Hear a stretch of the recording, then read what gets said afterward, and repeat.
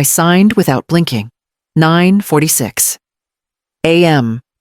Thursday, June 3rd, at the long granite table in their new condo downtown Unit 12B, the one I helped put a down payment on. My son had laid out the papers neatly. My daughter-in-law placed a pen on top, like she was setting cutlery.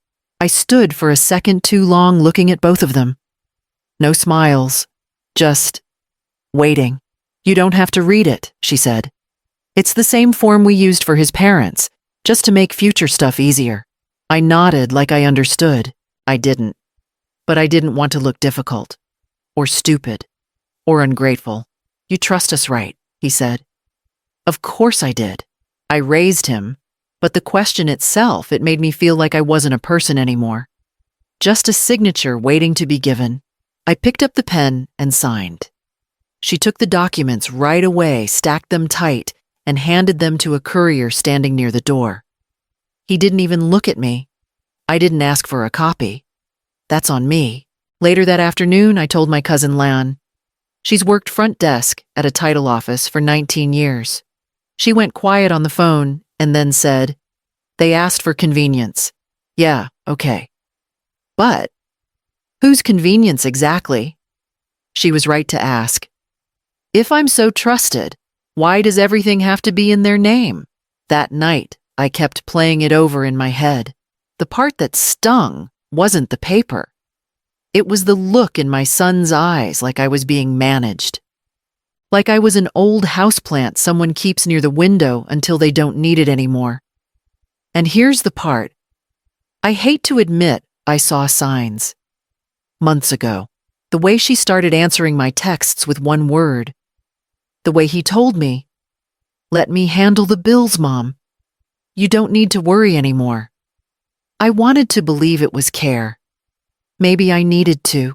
But when I signed that form, I felt something in my chest go flat. Not break, just fold. And as I watched them open champagne later that evening to celebrate how smooth everything went, I smiled, nodded, and slid my glass away untouched. But inside, something split. And the next morning, I went to the bank. I dug through the trash for the bank receipt. Not dramatic, not sobbing, just quiet, fast, careful. Friday morning, June 4th, 8:12 a.m. I remembered I'd taken out $200 cash the week before at the Wells Fargo near 4th and Ash. I always kept the receipts. Always. But it was gone from my folder. So I checked the kitchen bin, then the shredder, then the trash under the sink. I found it crumpled, coffee-stained, but still readable. 2 withdrawals had been made after mine. Same card, same account. Not me. I called the branch and asked to speak with someone I knew, Amy. She's worked there 10 years, seen me come in with my passbook, like it was still 1998. I told her I just wanted to check something. She hesitated, then lowered her voice. There was a change in access last week. Your son came in with the new paperwork. Said you'd authorized it. I felt heat rising to my face. Did he show ID? She paused. He did. And the signed form. She added softly. You sure you're okay with this? Mrs. Tran, I told her I was fine. Then I thanked her and hung up. I sat on the edge of my bed, holding the paper like it was evidence in a case I didn't know I was part of. Let me ask you something. If it's still your money, still your name, why does someone else get to decide how it's moved? I didn't call them. I didn't demand anything. I just opened my fireproof box, took out the older copies of my account forms, and compared signatures. Mine matched, but the fine print didn't. Somewhere along the way, my name had shifted from primary to joint. My friend Han called that afternoon. I told her part of it. She said, you signed it, sure. But did they say what came with it? Or just what you wanted to hear? I laughed, but it came out wrong. I felt stupid. Not because I trusted too much, but because I ignored the itch in my gut. I didn't want to lose weekends with the kids. I didn't want to look suspicious, so I played along. But from that day on, I started printing every document, and when they asked me to shred things, I didn't argue. I just made copies. And that's when the video showed up. I opened the video, hit pause, and stared. It came from my neighbor Tui, who lives across the hall in apartment 5C. She's 27, works in IT, and sends me funny pet videos sometimes. This one came in at 9:42 p.m. June 5th, with no caption. Just, I think this was meant for someone else. I tapped play, thinking it was a clip of her cat, again. It wasn't. It was my living room. From the corner angle, I realized it was from their baby monitor set up while they watched my grandkids at my place last weekend. But it wasn't the kids talking. It was my son and my daughter-in-law. Her voice first, just give it 3 more months. She signs everything if you call it for the family. Then we shift the rest. Then his she won't know. She never checks anything. Just keep her busy with the kids. My name was mentioned once. Cold, flat Lynn's got one asset left, the house. She'll hand it over if we stage it right. I paused the video. That sentence knocked the air out of me. I stood there, phone in hand, not breathing. I didn't cry. Not yet. I just stared at the screen like it would apologize if I looked long enough. Later that night, I played the video for my cousin Duyan. She used to do HR at a legal office in Orange County. She listened without interrupting. Then she leaned back, folded her arms, and said, "Well, guess they think you're the warm-up act before the inheritance show." I wanted to defend them. I wanted to say maybe they didn't mean it. But the audio didn't flinch. Their tone was matter-of-fact, familiar, like this was normal. And here's what I hate admitting: part of me was more embarrassed than angry. Embarrassed I let it get this far. Embarrassed I thought being easy to work with would protect me. People say they're still family. But let me ask you something. If family sees you as a step in their plan, not a person, what exactly are you protecting? I didn't reply to the video.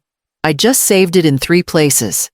And the next morning, I printed out my old title deed. I walked into the bank like I still owned the place. Monday morning, June 7th, 10 a.m. at the Chase branch on Garden Grove Boulevard, where I'd opened my first joint account with my husband in 1983. Back then, the tellers knew my name. This time, the new girl didn't even look up until I cleared my throat twice. I asked for a full account summary, savings checking, and the home equity line I vaguely remembered approving last year. She asked for my ID, typed a few things, then paused. "Let me get a manager real quick." A minute later, a man named Steve came over. Friendly, early 40s shirt, too tight around the neck. "Just confirming your son is still managing access on these accounts as your designated financial contact, right?" I looked at him. Since when he checked the screen? Looks like May 29th. We got updated documents signed in person. Then he smiled, like that answered everything. I kept my face still. "And did anyone tell me?" He blinked. I assumed it was disgust. I nodded slowly, then asked for printed copies of the authorization forms, transaction logs, and change of access records. I didn't raise my voice. I just waited. While the printer whirred, I asked Steve one more thing.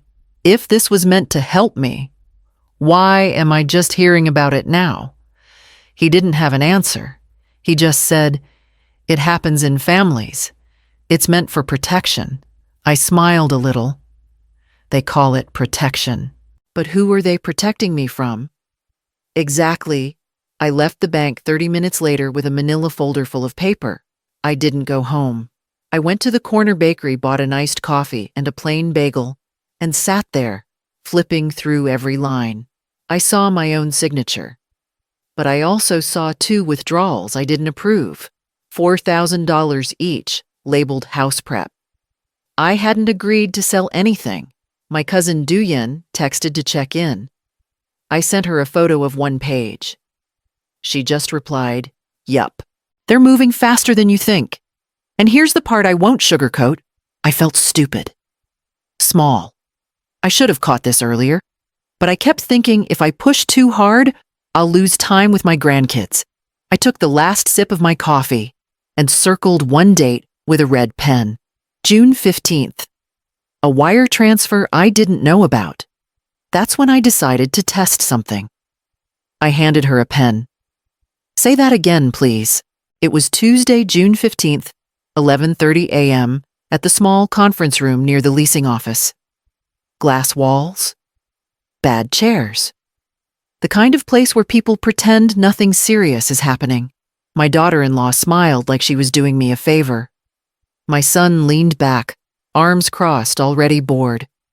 A woman from the title company, Marissa, sat across from us with a notepad and a polite, tired face.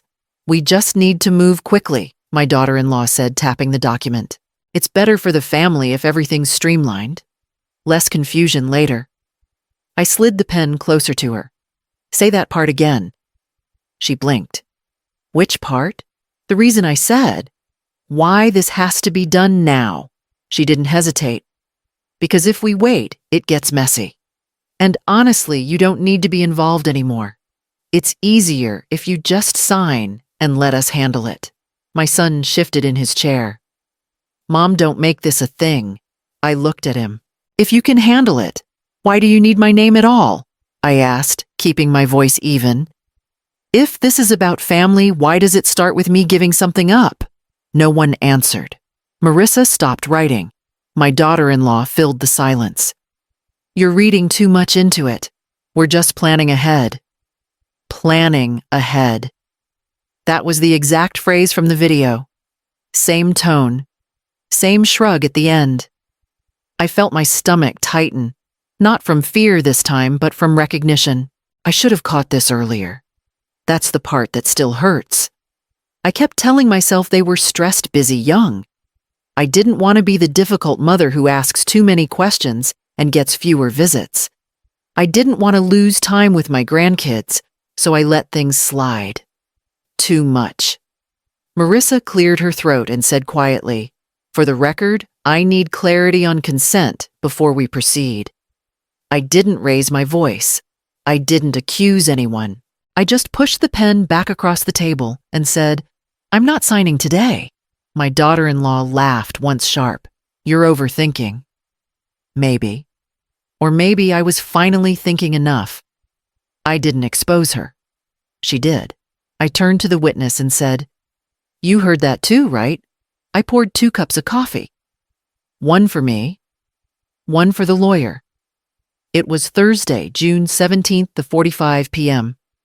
I remember the time because I had to move the Hyundai Elantra to avoid the meter before he arrived. The lawyer, Mr. Vin, used to be my husband's friend, retired now, slow to speak but sharp as ever. He showed up with a small black folder and no expression. I laid out everything on the table, the video clip on a USB, copies of bank withdrawals, screenshots of texts, and the latest form they tried to slide past me. He didn't interrupt, just flipped through each page like he was assembling a puzzle he already knew the answer to. After 10 minutes, he sipped his coffee and said, "You're not overreacting." I didn't realize how much I needed to hear that. He asked a few quiet questions. Who's on the deed? Who has access? What's been filed? I answered one by one. Then I paused and asked, "If I don't fight back, what happens?" He looked straight at me. "Then you'll be left with nothing. And it'll still be called help." I felt my throat tighten. I wasn't crying, just tired. Tired of acting like I didn't know what was happening just to keep some version of peace. I told him I didn't want to ruin anyone. He nodded and said, "You're not here to ruin. You're here to reclaim." I should have come to someone like him months ago. I should have asked more questions before signing anything, but I didn't. I thought I could keep the family peace with silence and birthday gifts. And deep down, I worried if I pushed back, I'd get cut off from the kids. I still do. We made a plan that day. No lawsuits, just paperwork. Quiet steps. No fireworks. Just locks getting changed, authorizations getting reversed, names being moved, where they should have never left. It's slow work. But real. I didn't go to court. I went to someone who knows how to make papers speak. She didn't know I had legal firepower. I didn't need to tell her. Because the next thing I changed wasn't the house. It was my name. I changed my name before lunch. June 21st, 11, so 5 a.m. DMV on Brookhurst Street. Took a number, filled out the form, paid $41 for the processing fee. Sat next to a kid eating hot Cheetos and a woman on speakerphone arguing with her boyfriend. 10 minutes later, they called my number. I handed over my old ID passport and the court order Mr. Vin had prepped. My new last name was my mother's Mai. A quiet name. Clean. No strings. It felt strange at first. Not dramatic, just untied. After that, I walked straight to the credit union and closed the last joint account I had with my son. The clerk, Jordan, looked surprised, but didn't say anything until he printed the receipt. Then he leaned over and asked, "You sure about this?" "Ms. Mai, very," I said, and he handed me the envelope. By noon, I'd transferred ownership of the house into a private trust Mr. Vin helped me set up. The trust has no family name attached, no easy trail. No one else knew, not even Duyan. I wasn't keeping secrets. I was building walls, quiet ones. Paper walls. You don't have to slam a door. You can just lock it from the other side. They didn't call that day. No one did. Which honestly made it easier. Because I couldn't lie, part of me still flinched every time I thought of my grandkids. Would I lose them too? I kept remembering my youngest saying, "Grandma, you always have the good snacks." I almost cried in the cereal aisle last week. But then I thought, if being close to them means letting their parents erase me, then what exactly am I modeling? That love means keeping quiet while they take, at dinner. Duyan finally called. I told her everything. She paused, then said, "Damn. You really did it. You ghosted them in plain sight." I didn't laugh. I just told her. By the time they notice, I'll already be somewhere else. And before they could ask where I canceled the phone number, I tossed the phone into the river. June 23rd, 6th, 42 p.m. Bolsa Chica Wetlands, just off Warner Avenue. No one else around, just the smell of salt water and someone jogging in the distance. It wasn't a dramatic toss, more like dropping off a piece of me I didn't need anymore. The prepaid flip phone I bought at CVS buzzed once in my pocket. No contacts, no photos, no threads I had to reread. Before I left, I cleared the apartment, sold the dining table on Facebook Marketplace for $100, gave away the toaster oven, left the keys on the counter.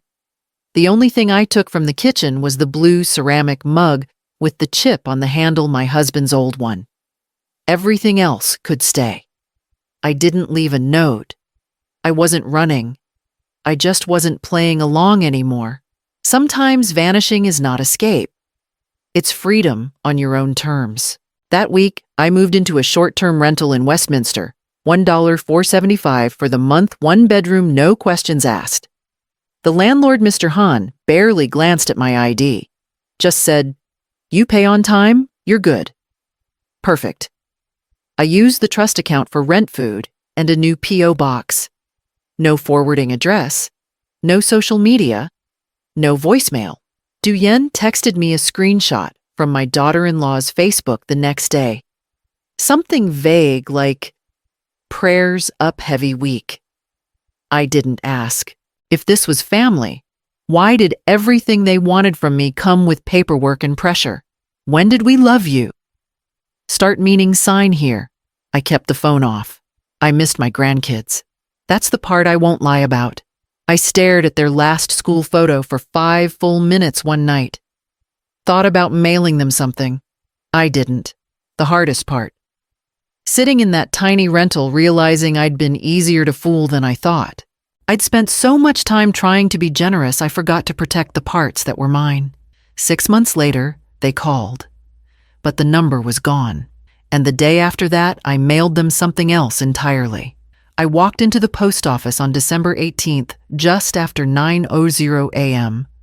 The woman behind the counter had reindeer earrings and red nails. I handed her a padded envelope, small, plain, no return address. Inside, a USB. No note. It was the same footage from the neighbor's smart cam. The voices, the planning, the part where my daughter-in-law said, "She won't even notice it's her signature, but we'll fill in the rest." I hadn't edited. It hadn't trimmed a second. Let them hear their own voices without my filter. That was the point. Closure isn't about getting an apology. It's about no longer needing one. The clerk scanned the label. "Priority or just first class?" she asked. I said first class. No rush. They weren't going anywhere. That night, I ate leftovers out of the pan and sat on the edge of my bed, staring at nothing. Not mad, not shaking. Just still. It took 6 months of silence for me to understand I wasn't waiting for a sorry, I was waiting for them to feel what silence really means. No texts, no guilt bait, no fake check-ins, just absence. Duyen called me later that evening. "You sent it?" she asked. I just said yes. She was quiet for a bit, then added, "So, what now?" I shrugged even though she couldn't see me. "Now they sit with it. That's all." I won't lie. I felt a pang thinking about my grandson opening gifts under that same roof. I used to send gift cards, order things online for them. I didn't this year. I felt cruel. I also felt clear. Maybe for the first time. If they had nothing to hide, why did the truth need my silence to work? I didn't ask for anything in the envelope. No response. No reply. I already had everything I needed. And what came the next morning wasn't an apology, but it was louder than one. The envelope came on January 4th, just before noon. I was standing in line at the DMV in Tallahassee, holding number B043. The room smelled like floor cleaner and worn leather. I opened it. Right there, didn't wait to get home. Inside was my new ID. My new name. Or maybe I should say my real one. It didn't feel like revenge. It felt like correction. Quiet, overdue correction. That afternoon, I updated my utility bill, my medical records, my voter registration. I closed the last account that had my old name on it. When the clerk asked, "Do you want to leave a forwarding address?" I said, "No." That chapter's closed. There was no announcement, no speech, just quiet decisions. One after another. I bought a second-hand 2017 Toyota Corolla for $9,200 cash, white plain dependable. No more rides from anyone. No more favors that came with strings. A week later, Duyen called again. I told her I'd gotten the ID. She didn't say much, just, "You sound lighter." I said I am. I still catch myself thinking I'll text my son something, like when I find a funny mug he'd like, or when I hear a song from when he was little, and then I stop. That part still stings.